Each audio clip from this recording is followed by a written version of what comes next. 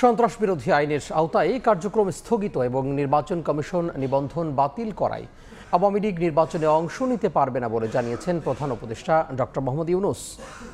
বৃহস্পতিবার সন্ধ্যায় ঢাকায় রাষ্ট্রীয় অতিথি ভবন যমুনায় যুক্তরাজ্যের আন্তর্জাতিক উন্নয়ন বিষয়ক মন্ত্রী ব্যারোনেস জেনি চ্যাপম্যানের সঙ্গে বৈঠকের সময় তিনি কথা বলেন। আগামী নির্বাচন অবাধ, সুষ্ঠু ও অন্তর্ভুক্তিমূলক করতে সরকারের অঙ্গীকার পুনর্ব্যক্ত করেন প্রধান উপদেষ্টা। বৈঠকে অবৈধ অভিবাসন রোধ, বাণিজ্য বৃদ্ধি, রোহিঙ্গা সংকট এবং বিমান ও সমুদ্র পরিবহন খাতে সহযোগিতা জোরদার সহ অন্যান্য ইস্যুতেও আলোচনা হয়। মন্ত্রী চ্যাপম্যান দায়িত্ব গ্রহণের পর থেকে অন্তর্বর্তী সরকারের নেতৃত্বের জন্য ডক্টর ইউনূসকে ধন্যবাদ জানান এবং জুলাই চার্টারকে ঘিরে ন্যাশনাল কনসেনসাস কমিশন ও বিভিন্ন দলের চলমান সংলাপের প্রশংসা করেন।